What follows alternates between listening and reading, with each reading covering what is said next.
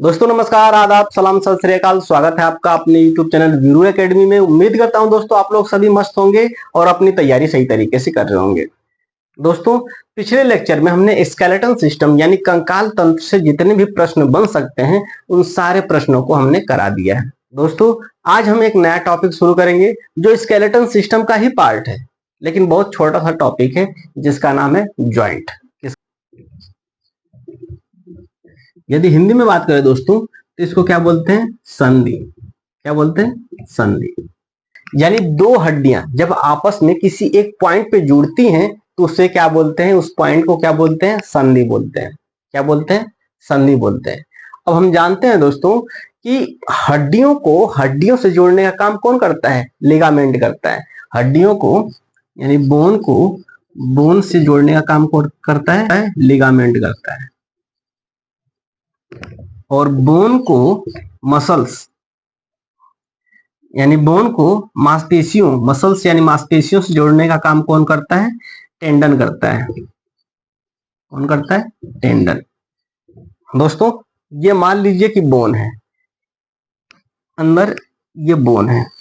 अब ये बोन और ये बोन जब दोनों आपस में जुड़ेंगी तो जिस पॉइंट पे जुड़ेंगी उसको तो संधि बोलेंगे। क्या बोलेंगे? संधि। क्या बोलेंगे? संधि। लेकिन यहाँ पे कुछ मटेरियल ऐसे होंगे जो इसे जोड़ने का काम करेंगे। दो हड्डियां तो ऑटोमेटिक तो जुड़ नहीं जाएंगी क्योंकि उनके अंदर फ्रिक्शन होने के बाद खराब होने के चांसेस ज्यादा रहते हैं। तो कुछ ऐसे चीजें पाई जाती हैं जो कि इनको जोड़ने का काम करती हैं। पहला लिगामेंट। कौन? लिगामेंट। दूसरा कार्टिलेज और तीसरा होता है साइनोवियल फ्लूइड। साइनोवियल फ्लूइड एक ऐसा फ्लूइड होता है जो दो हड्डियों के बीच के फ्रैक्शन को कम करता है या खत्म करता है। यानी दो हड्डियों के बीच की जुड़ने वाली पॉइंट को क्या कहते हैं? संधि कहते हैं। क्या कहते हैं? संधि कहते हैं। और हड्डियों को हड्डियों से जोड़ने का काम कौन करता है? लिगामेंट करता है। जबकि हड्डियों को मांसपेशियों से जोड़ने का काम कौन करता है? टेंडन करता है। यहां तक क्लियर? समझ में आया? आगे बढ़े? चलिए आगे बढ़ते हैं। दोस्तों अब हम जान चुके हैं कि स्केलेटन सिस्टम यानी कंकाल तंत्र के अंदर कौन सी हड्डी कहां पाई जाती है और उस हड्डी का क्या नाम है। सेशन को आगे बढ़ाते हैं दोस्तों। चलिए आगे बढ़े। दोस्तों हमारे बॉडी के अंदर कुछ बोन ऐसे होते हैं जो बिल्कुल ही गति नहीं करते। हमारे हाथ गति कर रहे हैं तो इसका मतलब यह है कि इसके अंदर जो हड्डी पाई जा रही है वह मूवेबल है। लेकिन कुछ भाग ऐसे हैं जहां की हड्डियां बिल्कुल भी मूव नहीं करती, जैसे हमारे खोपड़ी यानी ये जो क्रेनियल बोन है। दोस्तों कभी आपने देखा है कि आपकी हड्डियां कभी इधर इधर एक्सरसाइज कर रही हैं जैसे हाथ की हड्डियां कर रही हैं? नहीं देखा होगा ना। तो ये हड्डियां बिल्कुल फिक्स हैं अपनी जगह पे, वहां से वो मूव नहीं करती हैं। दोस्तों इन हड्डियों में जो ज्वाइंट पाया जाता है उसे फाइब्रस ज्वाइंट कहते हैं। क्या कहते हैं? Fibrous joint. तो यह इमूवेबल के अंतर्गत आता है। क्यों? क्योंकि यह जो बोन होता है वो बिल्कुल भी मूव नहीं करता है यानी गति नहीं करता है।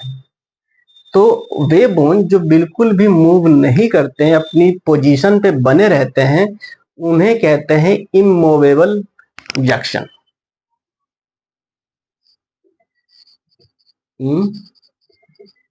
इमूवेबल, इसके बारे में तो हमने जान लिया। ये क्या करता है? कहीं भी गति नहीं करता है, अपनी जगह पे फिक्स रहता है। तो कहाँ की हड्डियां आएंगी इसके अंदर? इसके अंदर आएंगी खोपड़ी की। खोपड़ी की क्रेनियल बोन इसके अंतर्गत आ जाती है। ठीक है दोस्तों। तो खोपड़ी में कौन सी ज्वाइंट पाई जाती है? इमूवेबल ज्वाइंट पाई जाती है। यदि बात करें दोस्तों, कुछ पार्ट हमारे बॉडी के ऐसे होते हैं जो हल्का सा मूव करते हैं, तो उन्हें कहते हैं स्लाइटली मूवेबल।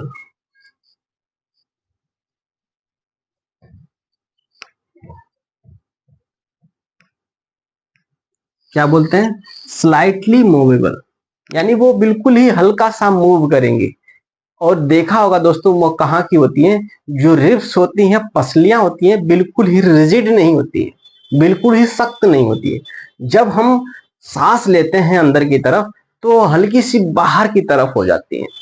यानी रिब्स में जो जंक्शन पाया जाता है, जो संधि पाई जाती है, वह स्लाइटली मूवेबल संधि पाई जाती है।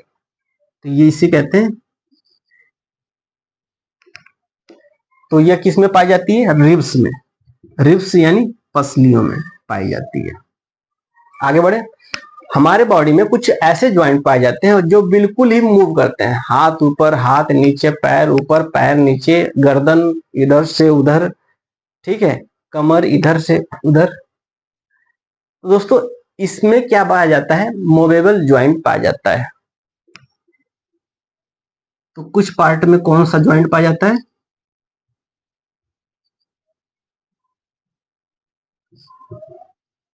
Movable joint. तो कुछ में क्या पाया जाता है? मूवेबल ज्वाइंट पाया जाता है। अब मूवेबल ज्वाइंट के अंदर कौन कौन से ज्वाइंट आते हैं या कौन कौन से संधि आते हैं वो देख लेते हैं। मूवेबल ज्वाइंट के अंदर पहला है बॉल एंड सॉकेट ज्वाइंट। चलिए दोस्तों, अब हम जान लेते हैं बॉल एंड सॉकेट ज्वाइंट। दोस्तों जब आप स्केलेटन सिस्टम पढ़ रहे थे तो जो अपेंडिकुलर बोन होता है उसके अंदर बॉल एंड सॉकेट ज्वाइंट पाया जाता है। अब ये बॉल एंड सॉकेट ज्वाइंट होता क्या है और कहाँ पाया जाता है ये भी जान लेते हैं। दोस्तों एक तो होगा बॉल की तरह संरचना और एक होगा सॉकेट की तरह संरचना।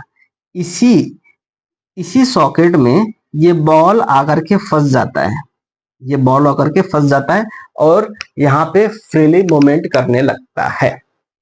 अब दोस्तों मैं बताता हूं आपको, ये जो कंधा होता है, कंधा यानी शोल्डर, शोल्डर में जो ह्यूमरस वाली हड्डी होती है, humerus humerus humerus humerus humerus, इसलिए बोल रहा हूं ताकि आपको याद भी हो जाए।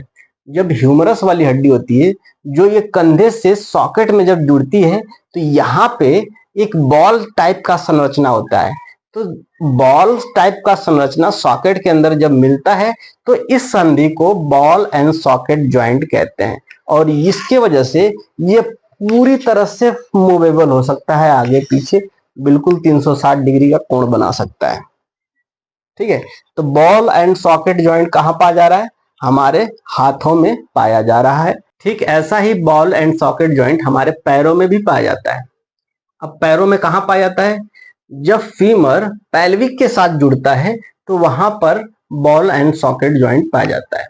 दोस्तों स्केलेटन सिस्टम पढ़ने से ये एक फायदा हुआ कि जैसे ही मैं पेल्विक बोल रहा हूं आप कमर वाले हड्डी पे पहुंच जा रहे हैं, जैसे ही मैं फीमर बोल रहा हूं आप पैर वाले फीमर पे पहुंच जा रहे हैं, यानी जांग में जो पाई जाती है।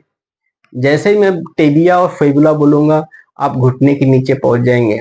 जैसे ही मैं रिब्स बोलूंगा सीने के ऊपर जो हड्डियां पाई जा रही हैं उस पे पहुंच जाएंगे। ठीक है दोस्तों, यहां तक क्लियर है? चलिए अब हमने जान लिया दोस्तों कि बॉल एंड सॉकेट ज्वाइंट कहाँ कहाँ पाई जाती है। एक तो शोल्डर में और दूसरी पैर में जहां पेल्विक फीमर से जुड़ती है। अब हम जान लेते हैं दोस्तों दूसरा जो ज्वाइंट है उसको कहते हैं saddle joint. Saddle joint, saddle joint ball and socket joint का ही एक छोटा सा रूप होता है जो कहाँ पाया जाता है? हमारे अंगूठे में पाया जाता है। अंगूठे में दोस्तों जो मेटाकार्पल से फेलेंजस से जिस पॉइंट पे जुड़ी हुई है उसे कहते हैं सैंडल ज्वाइंट। कौन सा ज्वाइंट? सैंडल ज्वाइंट, यानी अंगूठे, अंगूठे में यह ज्वाइंट पाई जाती है, जबकि यह कंधे पर, कंधे पर और दूसरा पैरों में। ठीक है, बॉल एंड सॉकेट ज्वाइंट कहाँ पाई जाती है? कंधों पर और पेल्विक और फीमर जहां मिलती है वहां पर। बात करें सैडल ज्वाइंट, सैडल ज्वाइंट अंगूठे में, दोनों अंगूठों में पाई जाती है। यह भी बॉल एंड सॉकेट का छोटा सा रूप होता है। क्लियर है? आगे बढ़े। अब आगे बात करें तो आगे है पिवोट ज्वाइंट।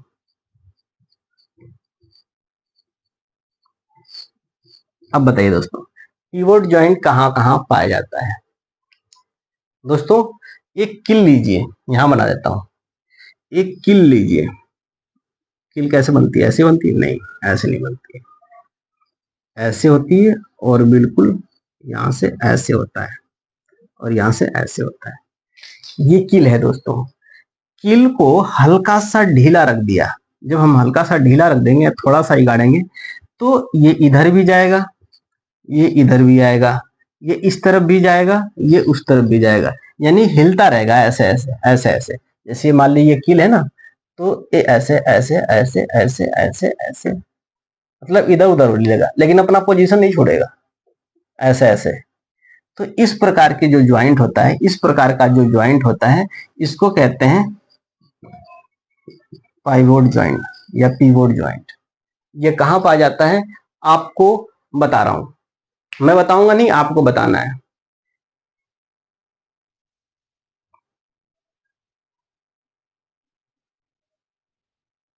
बताइए दोस्तों, ये कहां पाया जाता है? पिवोट जॉइंट हमारे गर्दन में पाया जाता है। कहां पाया जाता है? गर्दन में। कहां पाया जाता है? गर्दन में। ठीक है, तो आपने जान लिया कि बॉल एंड सॉकेट जॉइंट कहां पाया जाता है? हमारे कमर में और कंधे पर। दूसरा, सैडल जॉइंट हमारे अंगूठे में पाया जाता है, जो बॉल एंड सॉकेट जॉइंट का ही एक छोटा सा रूप होता है। बात करें पिवोट जॉइंट का, कहां पाया जाता है? गले में पाया जाता है, जिसकी वजह से हम आगे पीछे और दाएं बाएं लेफ्ट राइट मूव कर सकते हैं अपने गर्दन को। क्लियर है? आगे बढ़े दोस्तों। एक और ज्वाइंट पाया जाता है, इस ज्वाइंट को कहते हैं, इस ज्वाइंट को क्या कहते हैं? ग्लीडिंग ज्वाइंट।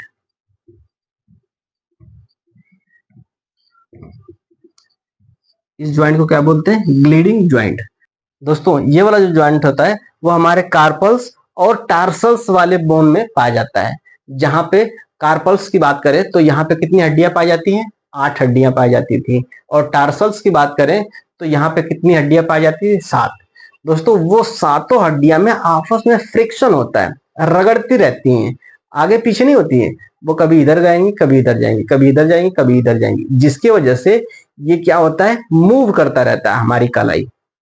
ठीक है दोस्तों, तो यहाँ पे जो ज्वाइंट पाई जाती है, इस ज्वाइंट को क्या कहते हैं? ग्रीडिंग ज्वाइंट कहते हैं। ठीक है दोस्तों, तो दोस्तों ये छोटा सा चैप्टर रहा ज्वाइंट का। अब मैं पूछूंगा इससे रिलेटेड क्वेश्चन, वो उसका आप जवाब दीजिए। बताइए दोस्तों कि ग्रीडिल ज्वाइंट कहाँ पाई जाती है? अभी अभी बताया, कार्पल्स में और टार्सल्स में। अब बताइए दोस्तों, फीमर और पेल्विक के बीच में कौन सी ज्वाइंट पाई जाती है? बिल्कुल सही, बॉल एंड सॉकेट ज्वाइंट। आप बताइए रिब्स में कौन सी ज्वाइंट पाई जाती है? बोलिए बोलिए, रिब्स में, पसलियों में कौन सी ज्वाइंट पाई जाती है? उसमें पाई जाती है स्लाइटली मूवेबल ज्वाइंट। कौन सी? Slightly movable joint. चलिए आप बताइए खोपड़ी में कौन सी ज्वाइंट पाई जाती है? उसके अंदर पाई जाती है इमूवेबल ज्वाइंट। आप बताइए दोस्तों कि हमारी जो गर्दन में पाई जाती है वो कौन सी ज्वाइंट होती है? गर्दन में पिवोट ज्वाइंट। दोस्तों ये छोटा सा चैप्टर था किसका? ज्वाइंट का। ज्वाइंट खत्म होता है और स्केलेटन सिस्टम के पूरे चैप्टर क्रिस्टल क्लियर हो चुका है। आज हम एक नए टॉपिक को लेकर चलेंगे जिसका नाम है रिप्रोडक्शन सिस्टम, प्रजनन तंत्र।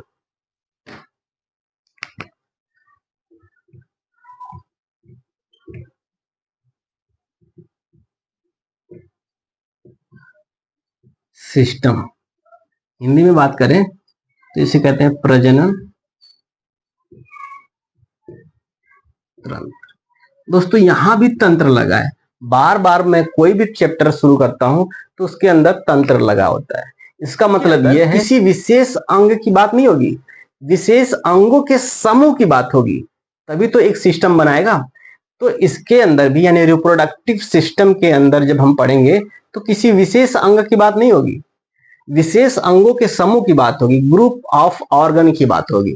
तो यहाँ पे हम उन सारे चीजों को समझने वाले हैं। अब बताइए दोस्तों रिप्रोडक्शन सिस्टम होता क्या है? प्रजनन तंत्र को समझने से पहले सबसे पहले हम जान लेते हैं कि प्रजनन होता क्या है। What is reproduction? तो रिप्रोडक्शन एक ऐसी प्रक्रिया होती है जिसके अंदर कोई भी ऑर्गेनिज्म अपनी तरह एक नया जीव की उत्पत्ति कर सकता है। और ये जो प्रक्रिया होती है दोस्तों, इसी को कहते हैं रिप्रोडक्शन। क्या कहते हैं? रिप्रोडक्शन। और जो जो अंग इस रिप्रोडक्शन में भाग लेते हैं उसको क्या कहते हैं? रिप्रोडक्टिव सिस्टम कहते हैं। अब हम जान लेते हैं दोस्तों रिप्रोडक्शन कितने प्रकार के होते हैं। रिप्रोडक्शन जो होता है,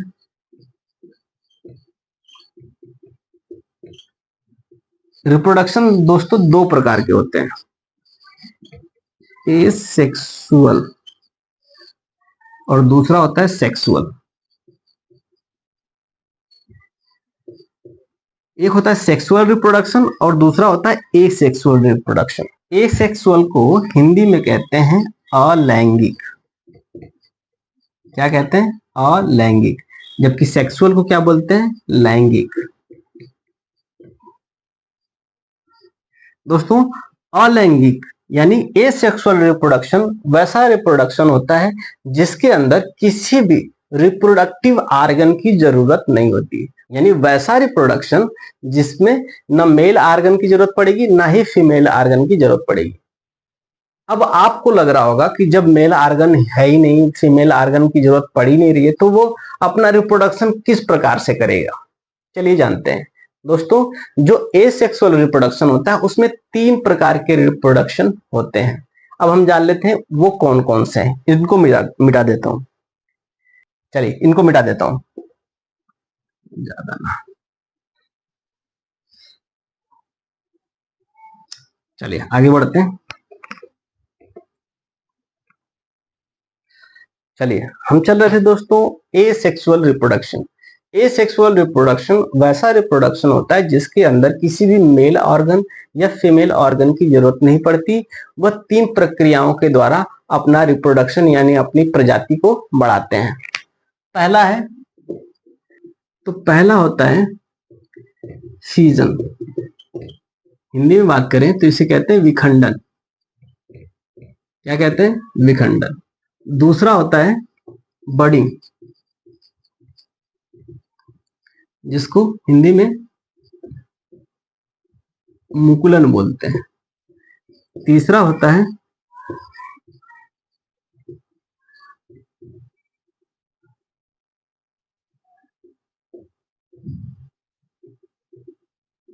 वेजिटेटिव रिप्रोडक्शन, जिसको हम बोलते हैं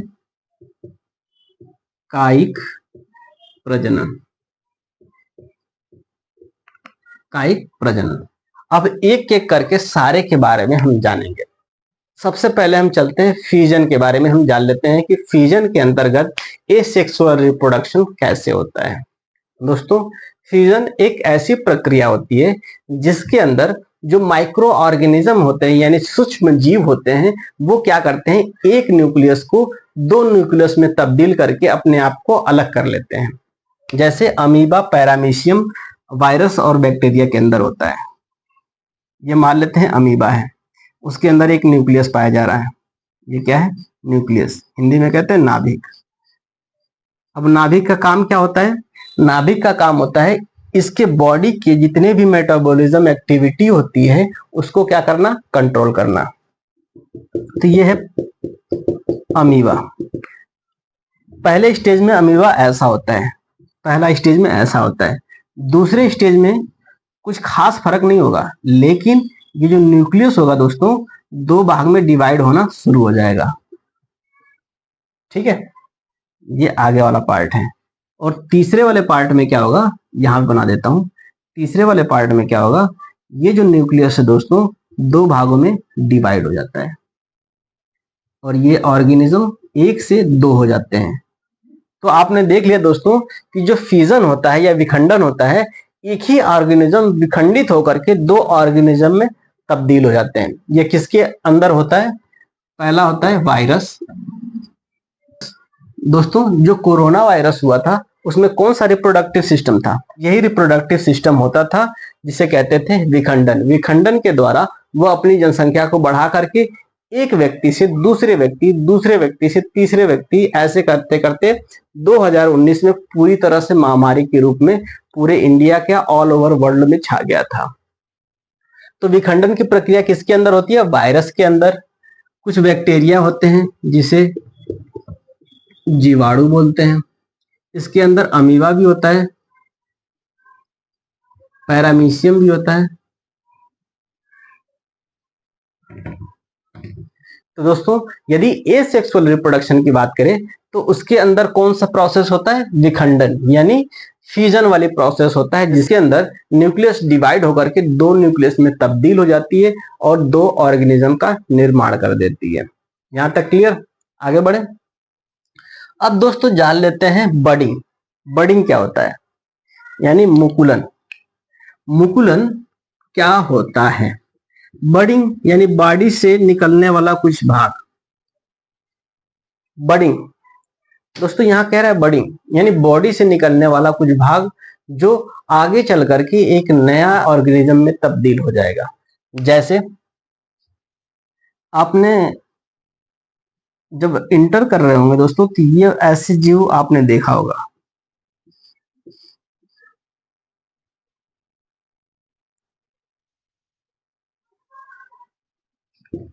चलिए अब दोस्तों आपने जान लिया कि फ्यूजन क्या होता है या विखंडन क्या होता है।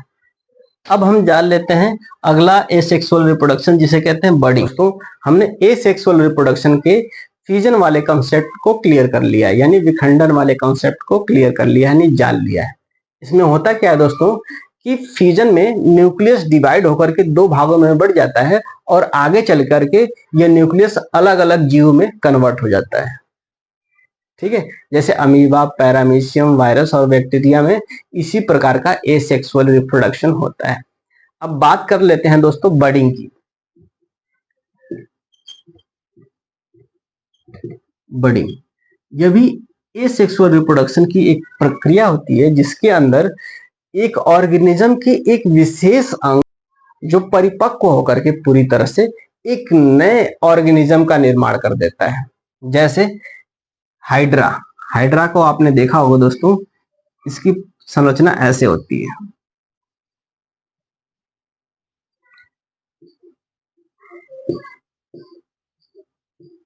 ये फ्लैजेला होता है जो इसे मूव करने में मदद करता है। अब यहां से दोस्तों ये ध्यान देना, यहां से एक परिपक्व ऑर्गन तैयार हो रहा है। अब अगले स्टेप में क्या होगा? अगले स्टेप पे ध्यान देना दोस्तों। अगले स्टेप पे ये क्या होगा? ये बढ़ जाएगा ऐसे नीचे की तरफ। ये हमने यहीं पे अभी रहने देते हैं, ये परिपक्व नहीं हुआ है। अब देखा दोस्तों, ये जो परिपक्व ऑर्गन है उसकी जो लेंथ है वो क्या हो चुकी है? बढ़ चुकी है। अगले स्टेप में क्या होगा? ये जो मदर सेल होता है इससे क्या हो जाएगा? अलग हो जाएगा। मदर सेल से क्या हो जाएगा? अलग हो जाएगा और एक नया जीव का निर्माण हो जाएगा। ये इसी का पार्ट है दोस्तों। पहले क्या हुआ? परिपक्व हुआ, फिर इसके बाद उसकी लेंथ बढ़ी और अगले स्टेप में क्या हो गया? ये मदर सेल से क्या हो गया? अलग हो गया। तो दोस्तों इस प्रकार का जो रिप्रोडक्शन होता है उसको क्या कहते हैं? बडिंग कहते हैं। यह एसेक्सुअल रिप्रोडक्शन के अंतर्गत आते हैं क्योंकि इसमें किसी भी मेल पार्ट या फीमेल पार्ट की जरूरत नहीं पड़ी है। क्लियर है दोस्तों? दोस्तों सबसे ज्यादा जो रिप्रोडक्शन होता है वो एसेक्सुअल रिप्रोडक्शन होता है। इसके पीछे ये कारण है दोस्तों कि जो जीव जितने ज्यादा छोटे होंगे उनके अंदर उतनी ही ज्यादा रिप्रोडक्शन की टेंडेंसी होती है। जैसे वायरस, बैक्टीरिया, फंजाई और बात करें अमीबा, पैरामीशियम, तो इनमें क्या होता है? एसेक्सुअल रिप्रोडक्शन होता है। छोटे छोटे होते हैं, बिल्कुल माइक्रो ऑर्गेनिज्म जो हमारे नग्न आंखों से नहीं देख सकते हैं, उन्हें देखने के लिए हमें माइक्रोस्कोप की जरूरत पड़ती है। ठीक है दोस्तों अब तक आपने एसेक्सुअल रिप्रोडक्शन के अंदर फ्यूजन, बडिंग या हिंदी में बात करें विखंडन या मुकुलन क्या होता है उसके बारे में आपने जान लिया। अब हम बात करेंगे दोस्तों अगले वाले पार्ट का जिसका नाम है वेजिटेटिव रिप्रोडक्शन। हिंदी में बात करें तो इसको कहते हैं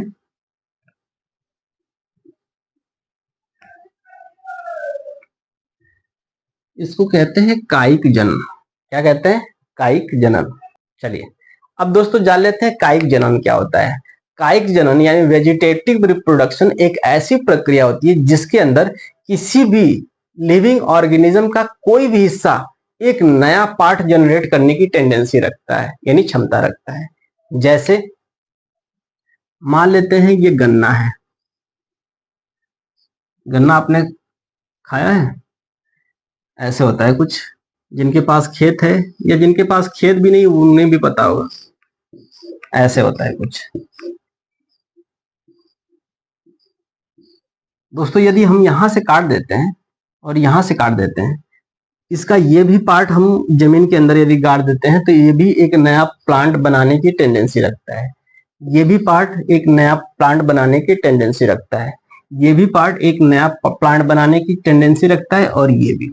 इसका मतलब ये है कि वेजिटेटिव रिप्रोडक्शन के अंदर जितने भी प्लांट आते हैं या जितने भी जीव आते हैं, उनका हर एक ऑर्गन या हर एक अंग एक नया प्लांट या एक नया जीव उत्पन्न करने की क्षमता रखता है। इसके अंदर कौन सा आ जाएगा?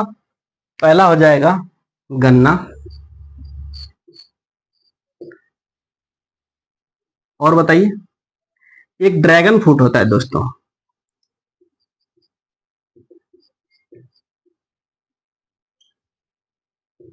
एक ड्रैगन फ्रूट होता है। ड्रैगन फ्रूट जो होता है ये ट्रेंडिंग में बहुत ज्यादा चल रहा है, क्योंकि माना जाता है कि इसके अंदर इम्यूनिटी पावर ज्यादा होता है और इसके अंदर न्यूट्रिशन यानी पोषण भी बहुत अधिक मात्रा में पाया जाता है। अब पाया जाता है या नहीं पाया जाता है ये तो पता नहीं, लेकिन जो दिखता है वही बिकता है। ठीक है, तो ड्रैगन फ्रूट इस समय काफी महंगा भी आ रहा है, या 100 रुपए का एक ही आता है शायद। ठीक है, गन्ना हो गया, ड्रैगन फ्रूट हो गया, गुलाब।